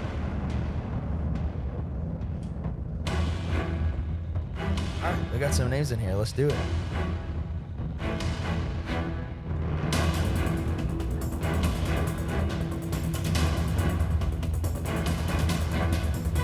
Kiernan Tellier, last call. All right, Kiernan, come on up, Kiernan. Who's the most famous person in your phone? Both of you. Man, I don't. Is Alan Jackson in my phone? It was in my phone. That's pretty big. Who else? Are you going to his show, his last one? Are you guys going to go? No, Riley Green. He's the new famous person. Yeah. Did you mention Jimmy Butler? Oh, nice. A basketball player? Yeah. Nice. I don't even know who's in my phone. Rose Falcon. Mine is Bon Jovi. What? Yeah. Well, and No. the thing is, somebody was looking at. I was showing off my text the other day, Yeah. and somebody said, "Oh, I think it's so cute because he calls you Rosie." That's sweet. Because I've How known did- him since I was 4 years old. What? My dad writes with him, so I made my first way. record at his house, and She really knows Bon Jovi. Oh, my They're gosh. tight. I think a few artists have that ability to really perform. And when I talk about great performers, in my head, it's Michael Jackson, Garth Brooks, Bon Jovi. I mean, yeah. I mean, I get that. I don't know. Anybody else you think is a great performer like that? Oh gosh. Springsteen? I mean, the Rolling Stones. Oh, yeah. Of course. Yeah. Yeah. Steven Tyler. Yeah. I mean, you said that. Did you say that? No, I didn't say that. Charlie Daniels Charlie is Daniels. Rodney's favorite. Charlie Daniels, man. Yeah. Gosh. On this show, we like to give advice to artists and give them some insight into the business side of things. A lot of artists are artists. They don't like to think about the business side of things. But what's one thing you wish you knew about the music publishing or the record side of the business before you signed your deals? Is there any advice you'd give to these artists that are about to sign their first publishing deal, about to sign their first record deal? You take it. He said, Advice on a publisher. Keep your publishing. if you can. Ask for co-pub. Yeah. Yeah, push for you won't cope up. Can I ask, what is, maybe this is an inappropriate question, I don't know. What is like a number one song pay for on the publishing side? Like what do you get on the publishing side for that? In a three-way, like 500, I think. Okay. I think-ish. It might have changed. I mean, it feels life-changing for sure when it happens. And I think it's more so, a lot of it's just about the rights you get after that happens and the momentum that you get, you know? Yeah. In addition to the money. And it depends on if your deal is a co-pub or, 100%. I mean... Who your publisher is going to be has a lot to do with things. You got to really think about that. My record deal, I was offered my record deal, and it was done the next day. My publishing deal took 2 years. It's a tough thing, man. There's just so many little things that matter in the distance with royalties. And with like a number one song, there can be a number one song that doesn't make that much money. Yeah. And there can be something that was a top 5 that will pay you for the rest of your life. You know what I mean, with royalties. One problem that I always had, because I've had 2 different record deals, is where you sign the deal and then you just sit there on the label. And sometimes, I've been told in the past that some record deals, they're signing you so that somebody else doesn't sign you and release you, and so you're not competition for another artist that... Is that real? I've heard that. For sure. There was one label I was on that they said The Artist maybe was Protection Agency. Right. I mean, there's definitely some weird stuff. So, I mean, one thing that I've seen, and I see people actually on TikTok talk about it, there are ways to, if you want real advice, there are ways to work into your deal to where they have to release your music within a certain period of time. And if I were to do it over, I would absolutely do that, because there's nothing worse than creating art and sitting on it, and you feel that in your body. It can make you sick. It's like you've got to do the natural process of do the art and release it. Yeah, but what's crazy about that, what you're saying though, is Rodney, it took 10 years for that to happen. So it's like, I don't, like, I agree with you, but also you were just an anomaly where it's like they allowed you to develop. Did they put out any singles in those 10 years? Yeah, I feel like they did release something, but I don't know, a couple years into it, I was on a flight with Mike Curb, the guy that owns Curb Records, and he said, "How do you feel about what you've been recording?" And we had recorded probably 8 or 9 songs, and I said, "I don't know if I really feel close to it." It was a guy that wanted me to go into his studio, so he would charge the label for me to be in there. And then he got paid, no matter what happened to me. And he was just, that's what he was doing. He was playing this game, and the songs, every song that I wrote, that's amazing. This vocal is amazing, and it wasn't. And so Mike Curb said, "Let's scrap it, let's start all over." And he just wiped that off of my account, and we started over, working on, what became If You're Going Through Hell. Wow, that's Patience so cool. and perseverance. I love it. I love it. I love it. All right, Kieran, you ready? Think so. All right, good to see you, brother. This is what, your 3rd time on the show? Yeah. All righty. Awesome. What song are you singing for us? Bucket Pull. It's called Last Call. Last Call. All right, give it up for Kieran Taylor singing a song, Last Call.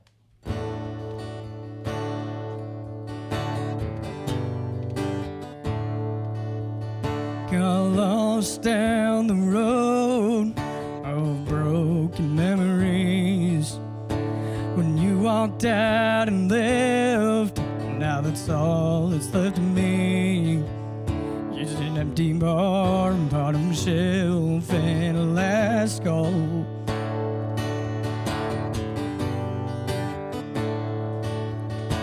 And I spent time with God and asked Him for some grace, so I could find myself and heal in this space. And I've got so much left to give. I can help myself from thinking, maybe this ain't the end.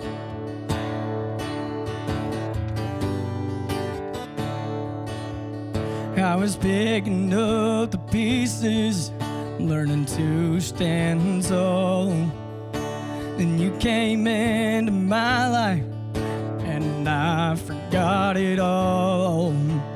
Now the whiskey's gone, her replaced by a love call.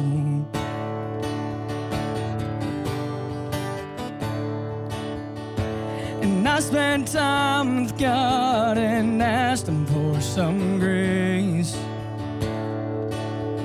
so I could find myself and heal in this space. And I've got so much left to give. I can help myself from thinking, maybe this ain't the end.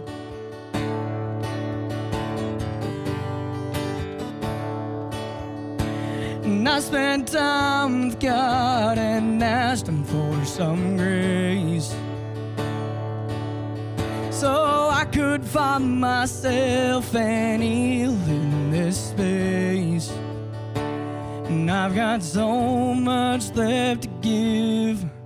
I can help myself from thinking, maybe this ain't the end.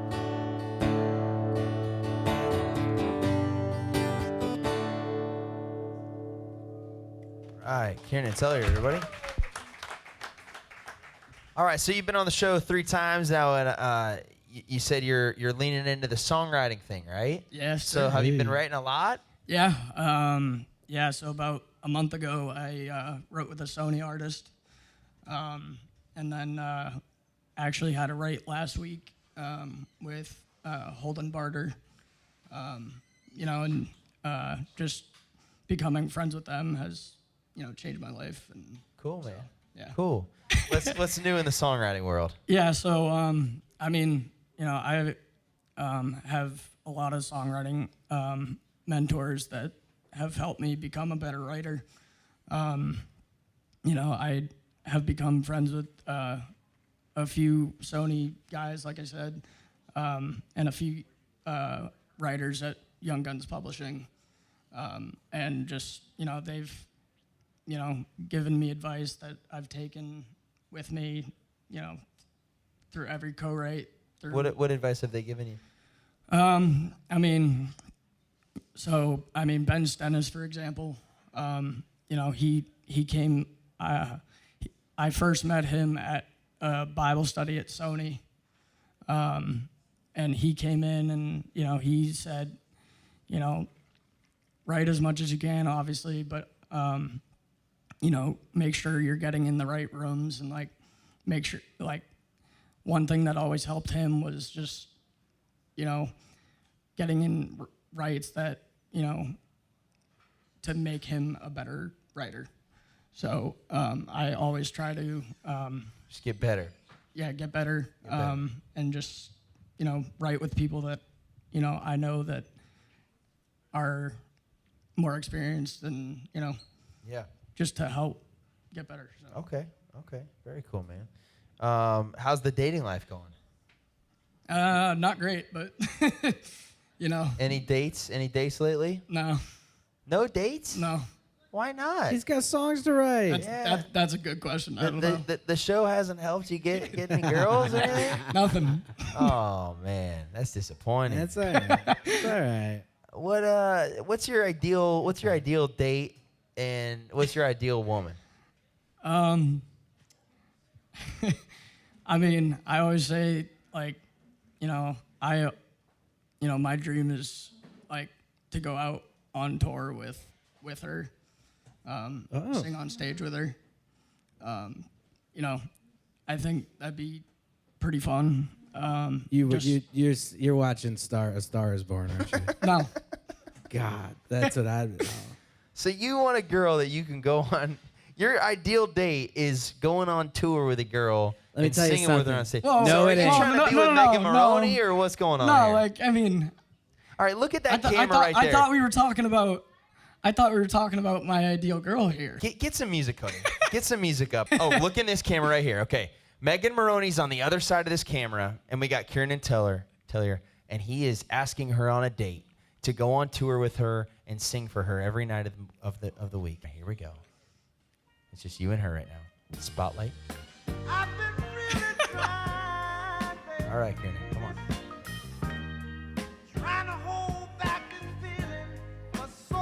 What am I, like, Say Megan.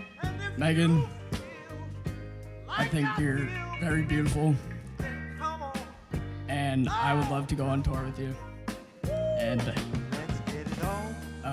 just have a good night with these fans, and sing together, and enjoy the night. Where do you want to take her to dinner? Go, maybe go to dinner before the show, and yeah, Red Lobster. Sure. Oh my God, it's a yes! All right, there we go. We got it. Red Lobster sold Red the deal Lobster. right there. All right. Wow. All right, I know it. that was real. I think she's gonna say yes. Hey, he's put me in many situations just like that, and you Oh did my well. God. You did All right, well. all right. I know that's nerve wracking. What do you guys think? Poor Kieran over here. I love that you're talking about. I like your plan. I like what you're doing. That you're networking, connecting. I mean, honestly, that's something that I'm just now like. I just depended on my publisher for so long to do things for me, and I was terrified of networking.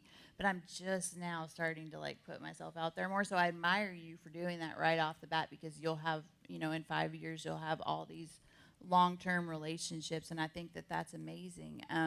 Do you like go into the rooms when you go into writing rooms? Do you bring like a good list of like ideas and stuff? Yeah, so it's actually got, I have a full list like Yeah. in my notes, and it's like full of titles.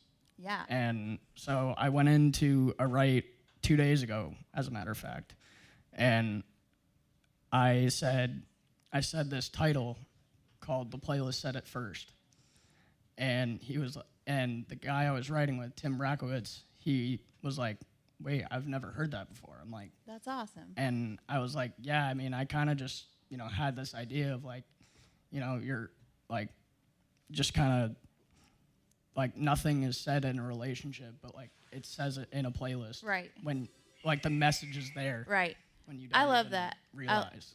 I love that you're like not only just coming up with the idea, but have a concept. I always try to do that as well. Like just work it out before I get there. Sometimes I'll even write half the song. I mean, like just keep doing that and do as much as you can, because like writers appreciate that so much, and they're more likely to want to be back in the room with you if you bring in, solid ideas and concepts that they haven't heard.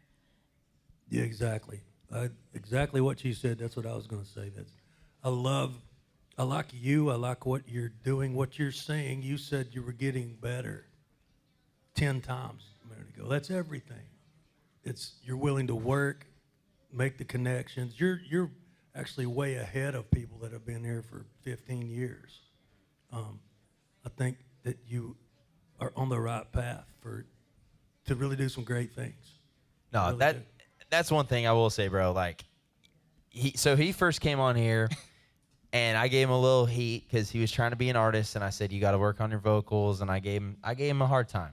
But he then came back and he said, I want to be a songwriter, and I want to get better at songwriting, and I respect that. Right. You don't have to have the best vocals or have a lot of songwriters can't sing a lick, Sure. I mean, 100%. And so if you're willing to get better and keep writing and write those titles down, and just if you do anything, just take what these two said tonight, and it's write about life, what you're going through. Write about Megan Maroney dumping you. Write about not going on dates and wanting to date the girl and she's not there, and because you're gonna be in a time where you're gonna have the girl, and then you're gonna write about that. But right now you don't. So write about that. Be present with your writing. Be present with where you're at, And man, you nailed it, Ronnie. It's like, just keep getting better. You just, if you keep getting better, you're not getting worse. And that's all you can do. Trying to do.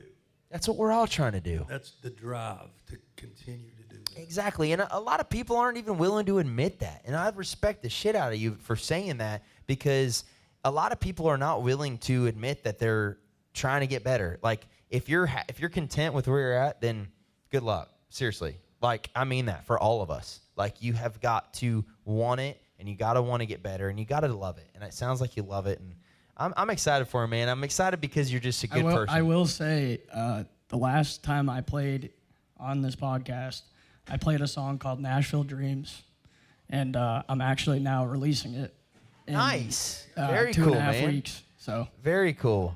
As long as you don't release the song you sang for that girl on the 50-yard line. No. 16. We're good. You can find the link below. Yeah. Kieran and Taylor, everybody, give it up for him. Come on. All right. Well, I just want to thank you guys for coming on here. I want to give you a second. I know you got some exciting stuff coming up. You have Watching You 2.0 out, and you got some Christmas stuff coming out. Can you tell everybody about what's coming up next and what you're excited about in your careers? I'm excited about her stuff coming out. We're finishing another album, and there's some tunes that are just been released recently over the last year. The album will drop, I think we're saying in May.